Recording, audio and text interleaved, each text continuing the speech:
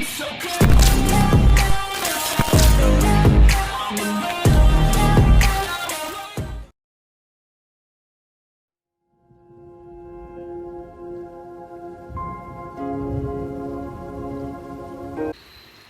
everyone, in this video we'll be talking about generalized tonic clonic seizure.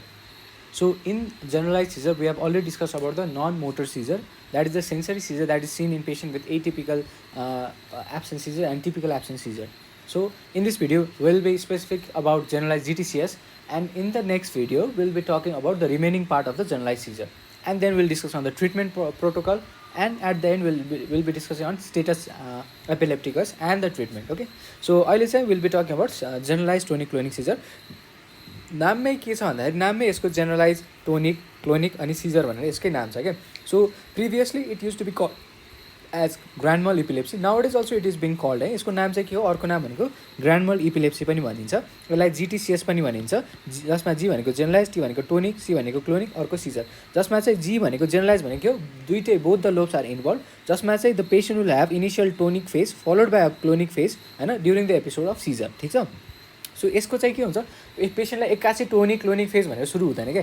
यसमा जहिले पनि के हुन्छ, there are certain initial symptoms क्या, जसमा चाहिँ द पेसेन्ट सिजर आउनुभन्दा अगाडि यो पेसेन्टहरूलाई अलिकति अनुभव हुन्छ क्या, अलि लाग्छ क्या कि मलाई सिजर आउन सक्छ भनेर. किन लाग्छ, किनभने सिजर आउनुभन्दा जस्ट अगाडि they have sympathetic over activity हुन्छ क्या, and that will manifest with pre monetary symptoms. अब यो प्री मोनिटरी सिम्टम्सहरू चाहिँ के हुन्छ त है. सो यो प्री मोनिटरी सिम्टम्सहरूमा चाहिँ यो the patient will experience abdominal pain होइन, he will experience nausea, he will experience palpitation. So यो कन्डिसनमा पेसेन्टमा एब्डोमिनल पेन हुन्छ, नजिया हुन्छ, पाल्पिटेसन हुन्छ क्या. These are all because of the sympathetic over activity which is occurring in the initial phases है.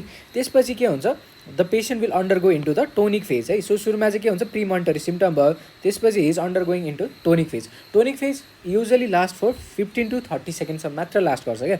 In this के हुन्छ भन्दाखेरि हरेक उसको बडीको हरेक मसलमा चाहिँ के हुन्छ, टोन बढ्न थाल्छ क्या. उसको अप्पर लिम्बमा टोन बढ्छ, लोवर लिम्बमा टोन बढ्छ, नेकमा टोन बढ्छ होइन. सो हेर, अप्पर लिम्बमा के हुन्छ, फ्लेक्जर छ, एक्सटेन्सर छ, लोवर लिम्बमा पनि फ्लेक्जर छ र एक्सटेन्सर छ क्या.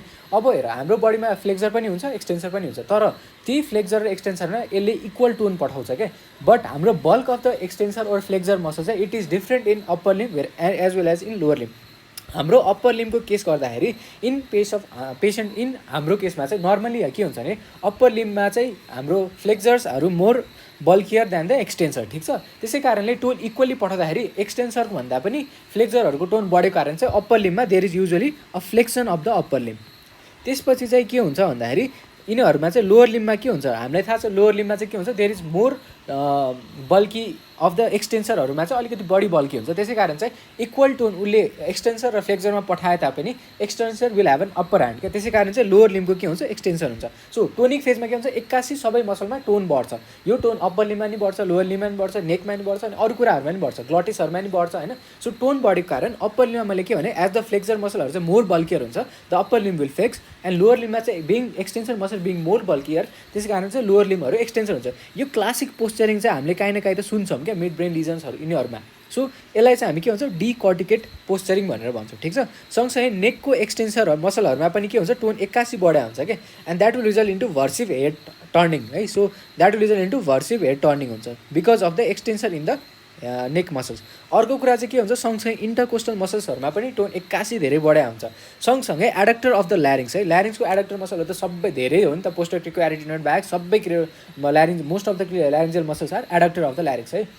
यिनीहरूमा नि टोन बढा हुन्छ क्या, जस कारण चाहिँ के हुन्छ, यो ल्यारिन्जियल इनलेटहरूमा के हुन्छ, यो भोकल कर्डहरू के हुन्छ, दे स्टार्ट गेटिङ एप्रोक्सिमेटेड, जस कारण चाहिँ के हो, एक त यिनीहरू यसको इन्टरकोस्टल मसलमा टोन बढा छ, त्यसै कारण त्यो मुभमेन्ट गर्न गाह्रो भइरहेछ. सँगसँगै ल्यारिन्जियल मसलको कारण ग्लटिस पनि क्लोज भइरहेछ क्या. अब यही कारणले चाहिँ के हुन्छ, उसमा चाहिँ साइनोसिस डेभलप हुन्छ, अनि जहिले पनि उसले सास लिन खोज्दाखेरि अथवा सास बाहिर फाल्न खोज्दाखेरि इट इज भेरी डिफिकल्ट क्या. अनि त्यो गर्दाखेरि उसले साउन्ड क्रिएट गर्छ क्या, त्यसलाई हामी के भन्छ, इक्टल क्राई भन्छ. इक्टल भनेको सिजर, क्राई भनेको क्राई है. सो सिजर हुँदाखेरि चाहिँ उसलाई क्राइङ जस्तो साउन्ड आउँछ because the air is rushing out via the narrow glottis क्या. सँगसँगै उसमा साइनोसिस पनि डेभलप हुन्छ since the no air is coming out in this phase होइन. सो सुरुमा प्री मोनिटरी सिम्टम, त्यसपछि चाहिँ टोनिक फेज, टोनिक फेजपछि the person will progress into clonic phase. Clonic फेजमा चाहिँ के हुन्छ, एक्कासी देयर इज जर्की मुभमेन्टहरू हुन्छ क्या, सेकिङ मुभमेन्टहरू प्रेजेन्ट हुन्छ। This movement usually last lace than 1 minute, ठिक छ। युजली टोनिक र क्लोनिक दुइटै मिलाएर सिजरको एपिसोड लेस देन 1 मिनट जति नै हुन्छ। त्यसपछि क्लोनिक फेजमा चाहिँ पहिला टोनिक भयो, एक्कासी टोन सबै बर्सलहरूमा बढ्यो। त्यसपछि के हुन्छ भन्दाखेरि क्लोनिक फेज हुन्छ, जसमा चाहिँ जर्की मुभमेन्टहरू प्रेजेन्ट हुन्छ इन द लिम्स। त्यसपछि चाहिँ के हुन्छ, it will undergo into post ictal phase. त्यसपछि पोस्ट इक्टल फेजमा चाहिँ के हुन्छ भन्दाखेरि चाहिँ यो पेसेन्टमा चाहिँ कन्फ्युजन प्रेजेन्ट हुन्छ। सो सुरुमा प्रिमोनिटरी सिम्पटम, त्यसपछि टोनिक फेज जसमा एक्कासी टोन बढ्छ, त्यसपछि क्लोनिक फेज। अनि यही टोनिक फेज अलिकति डेन्जरस हुन्छ, किनभने यही फेजमा हामीले के हुन्छ, साइनोसिस र इक्टल क्राई हेर्छ। यसमा चाहिँ के हुन्छ, रेस्पिरेटरी अब्स्ट्रक्सन हुने चान्स अलिक बढी हुन्छ। त्यसपछि यो पर्सन चाहिँ it will undergo into clonic phase. Clonic फेजमा चाहिँ के हुन्छ भन्दाखेरि त्यसमा एक्कासी जर्की मुभमेन्टहरू देखिन्छ, सेकिङहरू हुन्छ होइन। युजली यो टोनिक फेज चाहिँ लेस देन 15 देखि 30 सेकेन्ड हुन्छ, अनि क्लोनिक फेज चाहिँ युजली लेस देन 1 मिनट हुन्छ। इन जेनरल हामीले टोनिक र क्लोनिक दुइटै मिलाएर लेस देन 1 सेकेन्डको एपिसोड अफ सिजर हुन्छ। यो क्लोनिक फेजपछि यो पेसेन्ट चाहिँ पोस्ट इक्टल फेजमा जान्छ। अनि in the post ictal phase there is confusion है, यो मान्छेलाई चाहिँ उसँग के भयो केही पनि थाहा हुँदैन। त्यसपछि अर्को चाहिँ के हुन्छ, he is not aware about the time, place and person है। अनि त्यसपछि अर्को कुरा चाहिँ यो पर्सनमा चाहिँ फ्ल्यासिडिटी डेभलप हुन्छ। Remember that it is not a Jacksonian march and Todd's palsy, यो चाहिँ होइन है। फेरि यसमा चाहिँ फ्ल्यासिडिटी डेभलप हुन्छ, which is just a transient weakness. सँगसँगै यसमा चाहिँ के हुन्छ, एक्कासी during the at the end of the clonic phase के हुन्छ, द स्पिन्चर गेट रिल्याक्स, जस कारण चाहिँ फिकल इन्कन्टिनेन्स र युरिनरी इन्कन्टिनेन्स पनि हुन्छ यस्तो पेसेन्टहरूमा, ठिक छ। So this is about the GTCS है। सो जिटिसिएसमा चाहिँ के हुन्छ, यो जिटिसिएस भनेको it is also known as granular epilepsy, जसमा सुरुमा प्रिमोनिटरी सिम्पटम हुन्छ, त्यसपछि टोनिक फेज अनि क्लोनिक फेज अनि पोस्ट इक्टल फेज हुन्छ। So let us see a bit more है, अलिकति जस्ट हामी ब्रसअप मात्र गर्छौँ आफ्नो डाटाहरूलाई, ठिक छ। सो यसमा के हुन्छ लेट अस सी है। सो इन जिटिसिएस भनेको के हो, ग्रानुलर इपिलेप्सी पनि भन्छ। यसमा चाहिँ के हुन्छ, सुरुमा it will begin with a premonitory symptom, जसमा चाहिँ पेसेन्टमा जेनरल अनवेलनेस हुन्छ। अनि त्यसपछि चाहिँ there is loss of consciousness with upward rolling of the eyeball. यो फेजपछि चाहिँ टोन यो पेसेन्ट टोनस फेजमा जान्छ, जसमा चाहिँ टोन इन द मसलहरू एकदमै धेरै बढ्छ। And that will also result into ictal cry, which I have already explain के। सो टोनिक फेजमा चाहिँ के हुन्छ त, there is upward rolling of the eyeball, there is pooling of the secretion. किनभने ग्लट इज क्लोज भइसकेको छ, child is not able to swallow the saliva होइन। अर्को कुरा चाहिँ टङ बाइट पनि प्रेजेन्ट हुनसक्छ। युजली टङ बाइट चाहिँ किनभने युजली द टङ विल फल back and abstract the Airways. अनि यो पेसेन्टहरूमा चाहिँ टङ बाइट युजली मार्जिनतिर बढी हुन्छ क्या, टिपमा हुँदैन है। अरू कुरा चाहिँ यसमा साइनोसिस हुन्छ, सँगसँगै हार्ट रेट बढ्ने, बिपी बढ्ने र माइट्रियासिस पनि हुन्छ है। यो सब कुराहरू चाहिँ याद राख्नु पऱ्यो। यो चाहिँ टोनस फेजमा हुन्छ, which usually last for 15 to 30 second. त्यसपछि आउँछ क्लोनिक फेज। क्लोनिक फेजमा चाहिँ के हुन्छ, there is violent jerking of all the limbs के, followed by post ictal deficit हुन्छ है। अनि यो usually last for less than 1 minute है। अनि त्यसपछि नर्मली टोनस र क्लोनस दुवै मिलाएर लेस देन 1 मिनट हुन्छ। त्यसपछि it is followed by post ictal phase. Post ictal फेजमा देयर इज कन्फ्युजन, अनि त्यसपछि फ्ल्यासिडिटी पनि हुन्छ, अनि डिसओरिएन्टेसन पनि हुन्छ क्या। सँगसँगै यसमा चाहिँ के हो, Babinski sign is present and corneal reflex is absent in unconscious state. So अब कुनै पेसेन्ट छ है, अनि ऊ पेसेन्ट चाहिँ के हुन्छ भन्दा मसँग क्याजुअली बोलेको छ, suppose I'm a non medical, मैले हेर्दाखेरि चाहिँ सपोज आइएम एक्सपिरियन्सिङ जिटिसिएस होइन। त्यसपछि मलाई के हुन्छ भन्दाखेरि सुरुमा I will have abdominal pain, nausea जस्तो प्रिमोनिटरी सिम्पटम्सहरू हुन्छ। त्यसपछि चाहिँ it is followed by tonic phase, जसमा एक्कासी टोन बढ्छ, जसमा मेरो ह्यान्ड्सहरू फ्लेक्स हुन्छ, लेग्सहरू एक्सटेन्ड हुन्छ, नेकको एक्सटेन्सन हुन्छ, भर्जिभ मुभमेन्ट हुन्छ, साइनोसिस डेभलप भएको हुन्छ।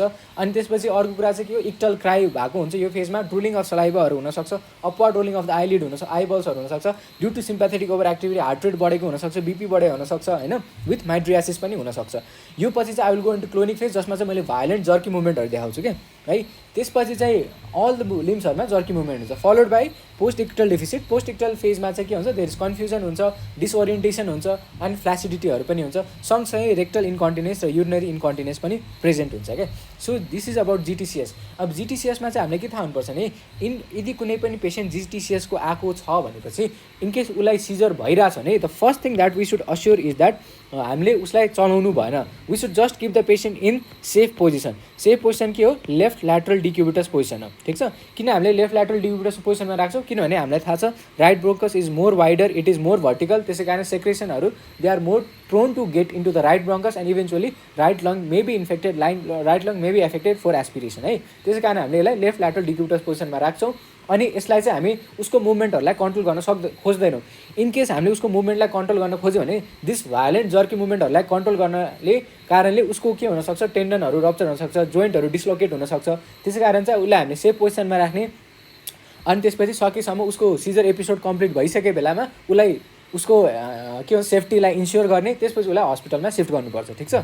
सो यो हामीले प्रोटोकल युज गर्छौँ। यसमा यस्तो पेसेन्टहरूलाई ट्रिटमेन्टको लागि हामीले दबाईहरू त धेरै दिन सक्छौँ कि, तर यसमा ट्रिटमेन्ट युजली भाल्प्रोएट दिन्छ र टोपिरामेड पनि दिन सकिन्छ अनि लेभिटेरासिटाम जस्तो ड्रगहरू, ल्यामोट्रिजिनहरू पनि दिन मिल्छ है। Usually we prefer broad spectrum ड्रगलाई भाल्प्रोएटहरू प्रिफर गरिन्छ है। विल टक अबाउट डिटेल यसको treatment in later part of the video, पछिको सिरिजहरूमा देखिन्छ। बट इन जेनरल ड्रगहरू कुन युजली प्रिफर गरिन्छ होइन। अर्को कुरा चाहिँ यो पेसेन्टहरूले कसरी प्रेजेन्ट गर्छ, we study that in this video. Thank you very much.